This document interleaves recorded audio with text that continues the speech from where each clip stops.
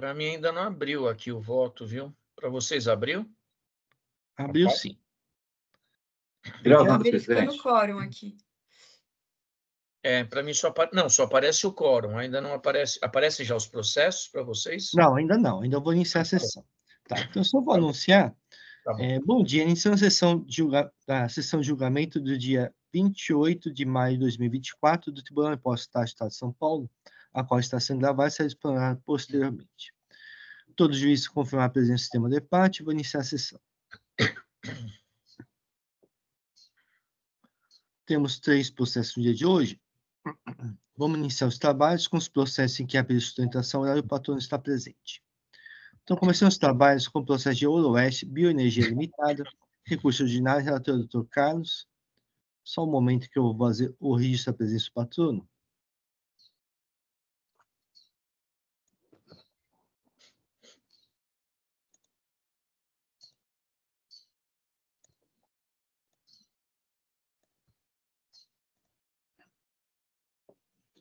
Tudo bem, Dr. Carlos nos apresenta os autos?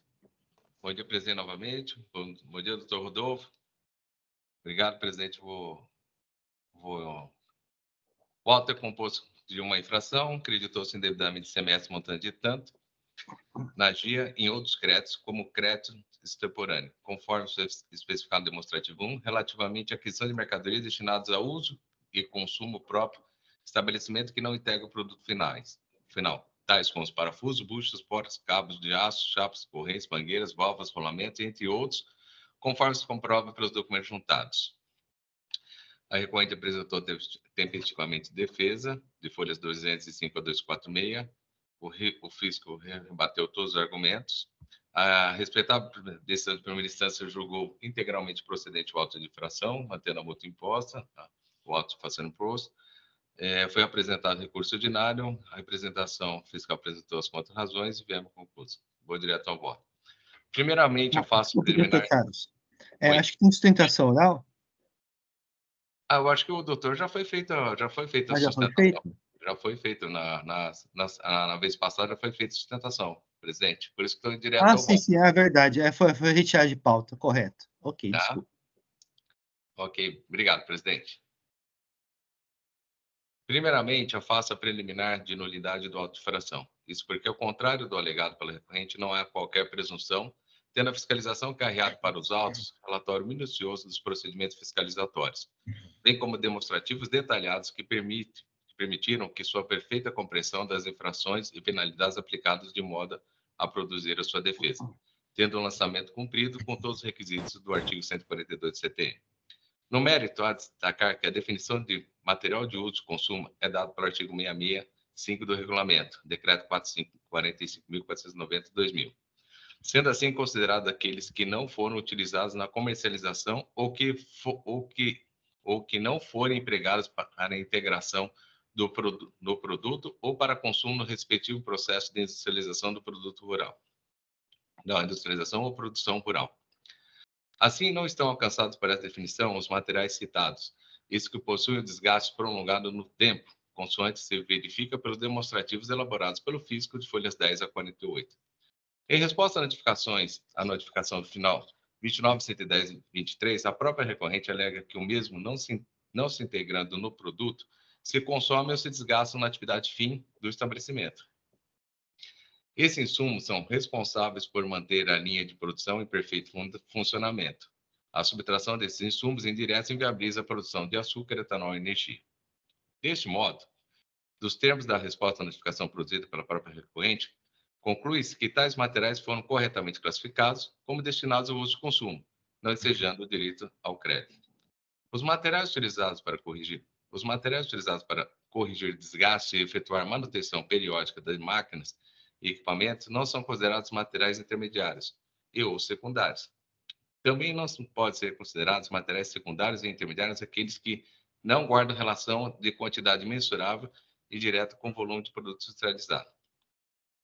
Nesse sentido, é a resposta à consulta 22080 de 19 de 8 de 2020 do segundo teor, da qual eu descrevo materiais de higienização de máquinas e equipamentos industriais, edição normativa CAT 2001, os materiais de geração de máquinas, equipamentos e recintos industriais, ainda que empregados para garantir a qualidade ou mesmo a própria consecução do processo produtivo, não corresponde ao conceito de insumos, de que trata a decisão normativa CAT 1 de 2001, tendo em vista que não integra produtos resultantes do seu processo fabril, nem nele se consome, razão pela qual não há direito a crédito pelo ICMS pago quando de sua aquisição. 2. Produtos consistem, na verdade, em materiais de uso ou consumo do estabelecimento. Desculpa.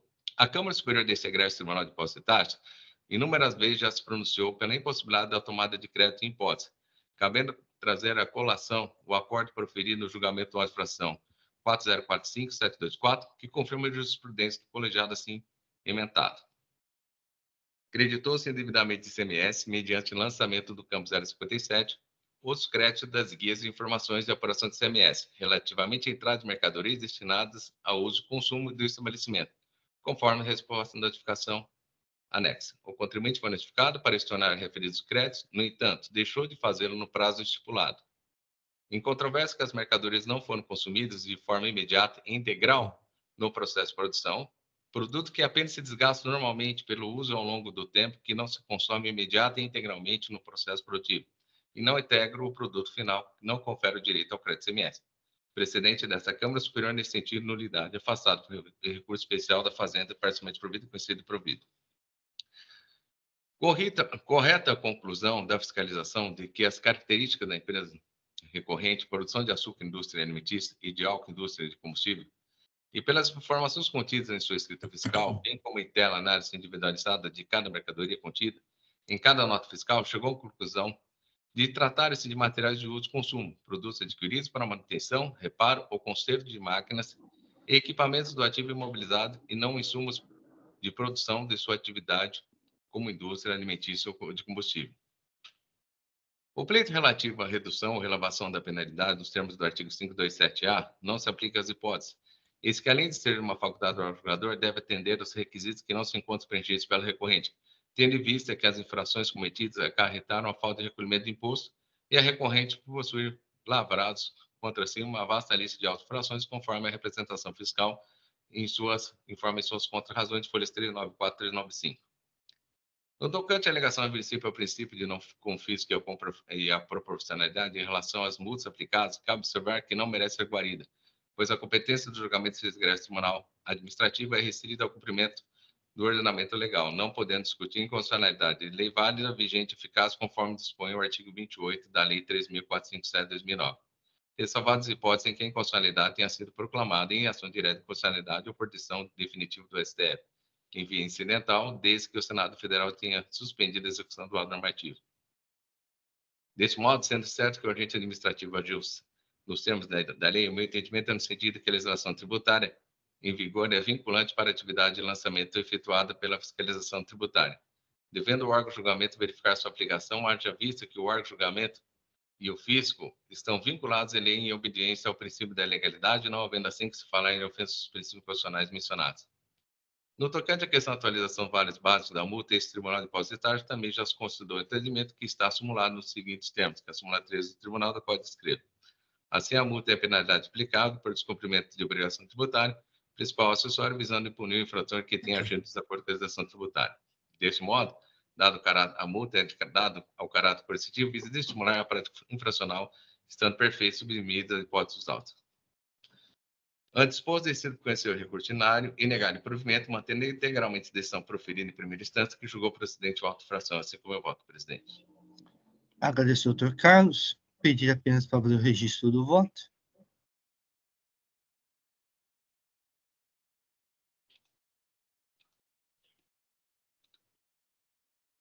Já está registrado, presidente.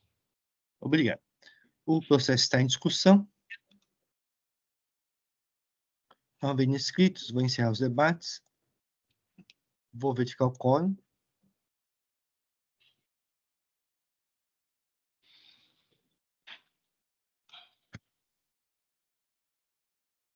Vou iniciar a votação.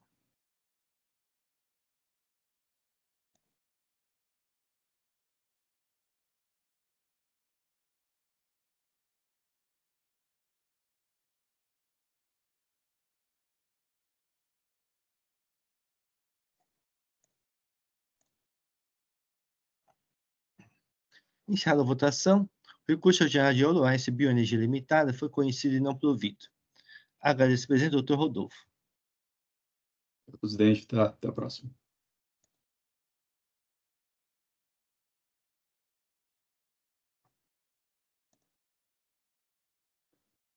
Passar para o processo de Talquita Indústria e Comércio de Produtos Químicos Limitada. Recurso ordinário de minha relatoria. Só um momento que eu vou fazer o registro da ausência do patrono.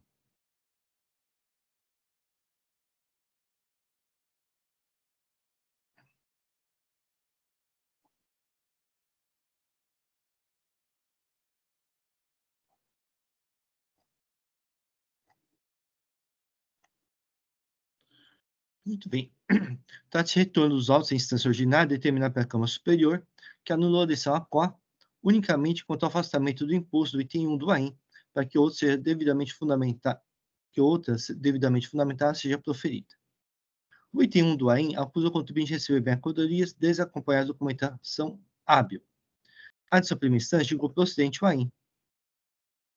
Inconformado a decisão primeira instância, o contribuinte interpôs recurso ordinário. A interpretação fiscal manifestou-se por não provimento do curso ordinário. Acolhendo a quinta Câmara Julgadora, deu parcial provimento do curso ordinário, excluindo a agência relativa ao imposto do item 1 do AIM e mantendo as demais agências fiscais. O processamento pedido de retificação julgada apresentado pela autuada foi indeferido e o processamento de recurso especial do contribuinte e da Fazenda Pública Estadual foi deferido. A Câmara Superior anulou o decidido contra o item 1 do AIM e solicitou a apreciação do recurso especial do contribuinte. Vou passar ao voto. A autuada alega nulidade do AIM em razão de não constar a fundamentação legal da responsabilidade solidária nos autos e a autoridade julgadora não poder fazer o trabalho da autoridade fiscal. A adição primeira instância consignou. Acrescenta-se no item 1, onde constou o autuado se tornou responsável solidário pelo ICMS devido. O correto é: o autuado se tornou responsável solidário nos termos do artigo 11, incisos 11 e 12 e parágrafo 1º do regulamento, aprovado pelo decreto 45.490/2000, pelo ICMS devido. Ressalvado a autuada a possibilidade de efetuar o pagamento de débito fiscal no prazo de 30 dias, contrário à intimação, com desconto igual ao que poderia ter usufruído no decurso de prazo previsto para apresentação da defesa. Assim, a decisão primeira instância efetuou correção da autoinfração ao acrescentar os dispositivos normativos previstos no artigo 11, incisos 11 e 12 e parágrafo 1º do regulamento. Quanto à alegação de nulidade da infração, não se razão autuada. Como consignado pela decisão primeira instância, o artigo 11 da Lei 13.457 dispõe que as incorreções ou omissões de autoinfração não acarretam sua nulidade, quando ele constar em elemento suficiente para determinar com segurança a natureza da infração e a pessoa do infrator. A pessoa do infrator e a natureza da infração estão determinadas com segurança, uma vez que a autora não nega que tenha recebido mercadorias acompanhadas pelas notas fiscais, comissão atribuída à Rodarte Comercial Importação e Exportação Limitada, como considerado em consideração do item 1, ou seja, trata de fato incontroverso. Assim, a pessoa infratora autuada que recebeu mercadorias e a natureza da infração está determinada com segurança em razão da nulidade da inscrição estadual do emitente das notas fiscais desde 20 de 3 de 2012. Deste modo, não há nulidade da infração. O artigo 13 da Lei 13.457 permite a correção por parte do órgão de julgamento, assim não se trata de fazer o trabalho da autoridade fiscal. O artigo 13 da Lei 13.457 é normal, válido, vigente e eficaz, não podendo ser afastado pelo julgamento administrativo sob alegação de inconstitucionalidade, conforme o artigo 28 da Lei 13.457, como alegado pela autuada, as folhas 434. A imputação da solidariedade na hipótese do item 1 é matéria jurídica já apreciada pela Câmara Superior, em sentido contrário do pretendido pela autuada, como exposto no processo da RT 13, 4065, 357/2015, voto vencedor do Dr. Argos Campos Ribeiro Simões. Diz o seguinte, do interesse comum. Fato inconteste ou da individualidade documental do recebimento de mercadorias pela autuada. Com a desclassificação das notas fiscais, fundamento no artigo 184, inciso 1 do regulamento, tem-se que juridicamente houve recebimento por parte da autuada de mercadorias desacompanhada da documentação fiscal. Esse é o efeito jurídico da desclassificação. Por sua vez, o parágrafo 1º do artigo 11 do regulamento, com amparo legal, prescreve o efeito jurídico do interesse comum àquele que adquire mercadorias nessas condições. Desnecessárias quaisquer considerações sobre dolo, fraude e simulação, nessa passagem deontica do fato antecedente ao fato racional consequente. Nada de subjetivo tem-se na qualificação dada pela expressão interesse comum, É efeito presuntivo determinado por lei, sem possibilidade de rompimento do drama jurídico legalmente prescrito. Assim, pelo descrito abaixo, basta ter juridicamente interesse comum para a ocorrência da solidariedade passiva como indicado inicial, no lance de causa-consequência do parágrafo 1º, com o inciso 11 do artigo 11 do regulamento. Note-se que o artigo 11, incisos 11 e 12, parágrafo 1º do regulamento, tem fundamento legal expresso no artigo 9º, inciso 11 e 9, parágrafo 1 da Lei 6374. A responsabilidade autuada poderá ser lidida ao argumento exposto pelo STJ, processo RESP 1148444, Minas Gerais, acolhida pelo CETIT, desde que o destinatário das mercadorias acobertasse sua documentação fiscal inábil demonstrasse a veracidade da compra e venda. No entanto, a autuada nada trouxe e nem alegou nesse sentido, e nem existia nos autos qualquer documento que comprovasse o pagamento das mercadorias ao suposto fornecedor, a efetividade do transporte de mercadorias a partir do estabelecimento do suposto fornecedor, tratativas comerciais, ou seja, nada foi trazido pela autuada. Assim, sem a apresentação de qualquer prova que infirmasse os fatos imputados pelo fisco, restaria apenas a tese jurídica da solidariedade apresentada pela autuada.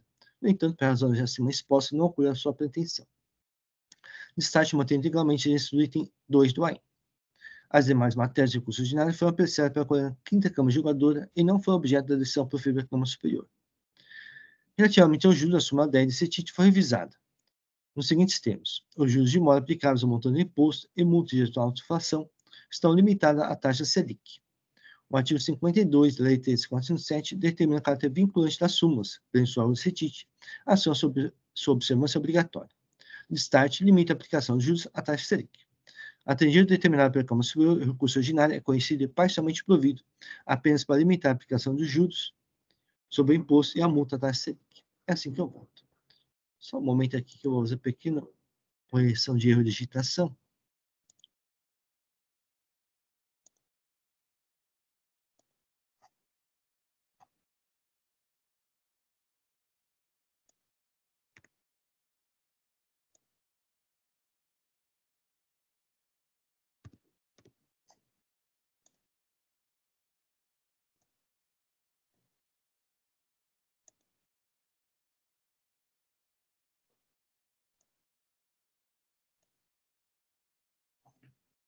Muito bem, o processo está em discussão. Não havendo inscritos, vou encerrar os debates. Vou verificar o quórum de presença.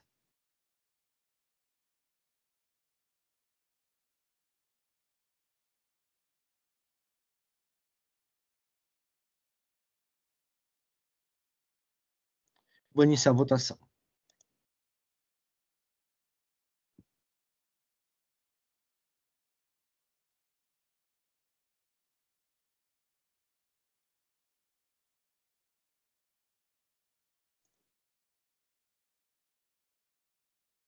Iniciada a votação, o recurso de Talquita, Indústria e Comércio de Produtos Químicos Limitada, foi conhecido e parcialmente provido.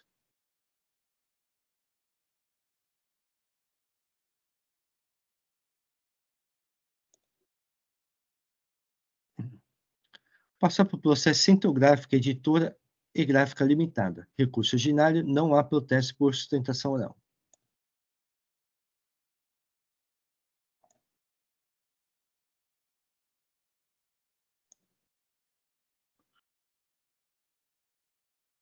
Trata-se de retorno dos autos determinada a Câmara Superior para nova decisão do recurso ordinário interposto pela autuada, contra a decisão de primeira instância, proferida pela TJ1, o J. Osasco, que julgou procedente a auto-infração. O contribuinte foi acusado de receber e estocar mercadorias desacompanhadas da documentação fiscal. As notas fiscais, escrituras livre registro de entradas do contribuinte Centrográfica, Editora e Gráfica Limitada foram desclassificadas pelo fisco nos termos do artigo 184 do regulamento, por terem sido declarados inidôneos todos os documentos fiscais emitidos pela empresa Disbraspel, Paper Comércio e Distribuidora Papel. A decisão primeira instância julgou procedente o AIM. Inconformado à decisão primeira instância, o contribuinte depus recurso ordinário, apresentando em si seguintes alegações: responsável solidário não incluído como sujeito passivo da obrigação, a recorrente não é responsável pela operação própria do fornecedor e pelo ato ilícito por ele perpetrado, ato jurídico perfeito consumado antes da declaração da inidoneidade e ligado à área do cálculo da obrigação constituída na auto-infração. Por fim, requer o cancelamento da auto-infração. A doutora Imputação Fiscal manifestou pelo não provimento do curso ordinário. A colina 10ª Câmara Julgadora cancelou a autoinflação. A Câmara Superior anulou a decisão da colina 10ª Câmara Julgadora e determinou que seja proferida nova decisão de recurso ordinário. Ao passar ao voto. A Câmara Superior consignou, com a deliberação vênia do relator e ao juiz com vista, manifesta o voto de preferência para acolher o pleito de nulidade formulado pela doutora FESP, por falta de enfrentamento de argumentos relevantes formulados nas contrarrazões do curso ordinário. Refiro-me mais especificamente às alegações de falta de apresentação de provas nas tratativas comerciais e a alegação de que os comprovantes de pagamentos apresentados pelo contribuinte não contêm identificação do beneficiário do pagamento e não se fizeram acompanhar os respectivos boletos que permitiam essa identificação. Quanto aos comprovantes de pagamento, a doutora Representação Fiscal apontou: o comprovante de pagamento do boleto de folhas 30 é mero agendamento de pagamento sem a demonstração de efetiva compensação, não sendo prova cabal do pagamento da operação. As folhas 32 foi apresentar apenas o comprovante de pagamento do boleto, sem a apresentação do boleto bancário correspondente, o que impede a verificação real beneficiária do pagamento e também não faz prova em favor da recorrente. Na mesma situação estão os documentos de folhas tais e quais. O boleto juntado das folhas 36 não possui linha digitável visível, impedindo que se verifique a correspondência comprovante apresentado, uma vez que a coincidência de valor e data é insuficiente para a vinculação inequívoca. Na mesma situação, e com os documentos de folhas tais e quais. O comprovante de folhas 82 está absolutamente ilegível, não sendo aceitável como prova. Estão nas mesmas situações os documentos de folhas tais e quais. Em relação à nota fiscal 2439, foi apresentado os comprovantes de apenas 2 das 3 faturas. Além disso, em relação a uma delas, foi apresentado apenas o comprovante bancário, se é um boleto sendo impossível identificar o beneficiário do pagamento. Na mesma situação está a nota fiscal número tal. A nota fiscal 2512 também possui comprovação do pagamento de apenas 2 das 3 faturas vinculadas. Nenhum dos documentos de pagamento apresentados para a nota fiscal 2997 comprova inequivocamente o pagamento a Desbraspel, seja pela falta de apresentação do boleto correspondente ou pela falta de linha digitável do boleto apresentado. Em relação à nota fiscal 3174, foi apresentado o pagamento de apenas uma das 2 duplicatas vinculadas. As folhas 264 foi juntada a comprovante de pagamento com a identificação toque print e acabamentos gráficos no valor de R$ 5.697,71, vinculado a um boleto no valor de R$ 715,02. Nessa carga de pagamento não resta demonstrado. Considerando os documentos trazidos pelo autuado, em especial as folhas 30 a 326, entendo que a matéria de fato pode ser melhor esclarecida. Assim, convém julgamento de diligência para que o autuado, no prazo de 30 dias, apontar a publicação dessa decisão. Manifeste sobre as inconsistências apontadas pela dona Representação Fiscal acima descritos, juntando documentos comprobatórios legíveis de suas alegações. Manifeste sobre a existência de tratativas comerciais, juntando documentos comprobatórios. Após a dona Representação Fiscal, para a manifestação. É assim que eu voto.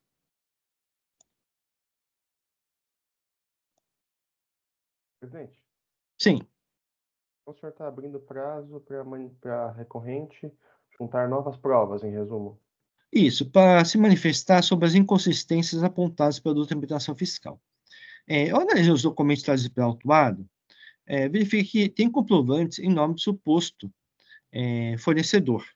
Tá? Então, pelos documentos apresentados pela autuada, eu entendi que, nesse caso, seria, para maior segurança, melhor se considerar uma oportunidade para o contribuinte se manifestar seus documentos sobre as inconsistências apontadas pela Imputação Fiscal, tanto que a 10ª Câmara Superior havia cancelado a autoinflação, que foi objeto de unidade da Câmara Superior. Então, nessa situação, eu entendi por bem que seria melhor fazer essa diligência. Doutora Maria Cláudia? Ai, desculpa, aqui a câmera saiu. Então, doutor, com a devida vênia ao seu voto, eu vou me manifestar contrária à diligência, porque eu considero que seria prova extemporânea. Eu acredito que a Câmara Superior devolveu os autos para analisar as provas que já constam dos autos, que já estão no processo. Por ter falta de tratativas, pelos pagamentos estarem inconsistentes. Eu acho que dar essa oportunidade para a recorrente seria prova extemporânea, o que na lei diz que teria que ter, né, uma causa, um fato posterior, né, um motivo de causa maior, e que eu não entendo, a da representação fiscal não entende assim. Então, eu só vou me manifestar contrariamente, assim, mas entendo seu ponto de vista. Então, Ok, sem problema. No meu pensar, não seria a prova extemporânea, porque estaria dentro da competência do julgador, né, de poder cometer diligência para esclarecimento da matéria de fato. Assim, documentos ilegíveis, eu não sinto tão seguro, né, de decidir a favor do contra em razão de documentos ilegíveis, né? E, pelo que eu analisei o conjunto probatório, então realmente me suscitou alguma dúvida, né? Por essa é a razão da diligência. tudo bem, só concede para mim que eu faço rapidinho aqui, só Ok. para constar meu posicionamento. Só um comentário que eu gostaria de fazer, presidente. Sim, Quanto à parte dos documentos legíveis, eu plenamente concordo. Então, juntando, se o documento que foi juntado que está ilegível, plenamente normal, redigitaliza para sim. mandar legível, para mim isso é perfeito. Documentos, eu não entendi a parte do item 2, né? Manifeste sobre a existência de tratativas comerciais, juntando documentos comprobatórios. Seriam juntar novamente os documentos que estavam elegíveis ou novos documentos? Então, seria ter os documentos elegíveis, tem comprovante de pagamento que seja um parcial, né? Então, pode ter tido alguma falha, né? Em relação a tratativas comerciais, é que a representação fiscal, no seu nas suas contrarrazões, se manifestou contrariamente ao contribuinte em razão da ausência de tratativas comerciais. Eu entendo que essa prova, por si só, se a prova mais tênue, né, da comprovação da boa-fé. Então, de qualquer forma, como eu iria converter o julgamento de diligência, né, então pediria que, se houver tratativas comerciais, né, que trouxesse. Porque, ao final, o que vou analisar é o conjunto probatório, não é só esses ou aqueles documentos, é o conjunto todo, né? Então, nesse sentido, já que iria fazer a diligência, então estou dando oportunidade. Mas, de qualquer forma, tratativas comerciais, para mim, não é o elemento mais relevante para afastar a acusação fiscal. Perfeito, compreendido. Muito obrigado, presidente.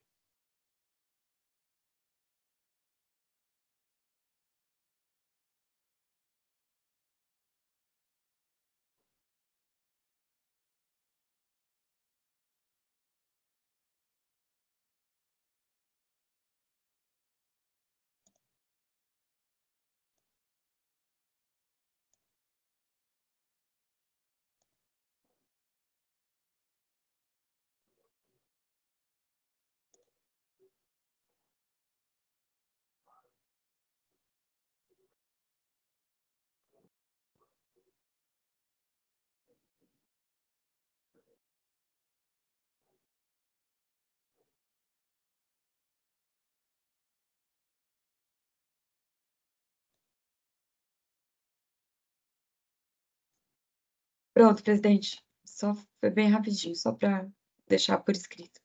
Ok. Então, eu aproveitei, peguei a decisão da 10ª Câmara que tinha cancelado a autoinfração. Foi o voto vencedor do Dr. Juliano de Pietro, né? Então, o que acontece? São muitas operações, ele entendeu que a maior parte estaria comprovado os pagamentos. Então, por essa razão também, eu acho que suscitou alguma dúvida, né? Então, por isso a razão da diligência.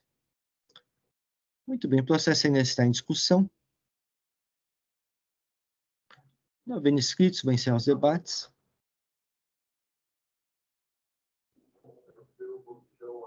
Vou verificar o quórum de presença.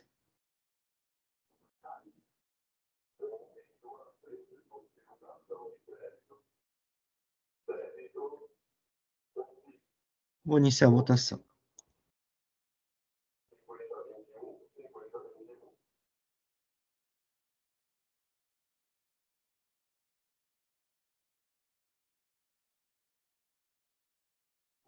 Iniciada a votação, então o processo do recurso ordinário de Centrográfica Editora e Gráfica Limitada foi convertido em diligência.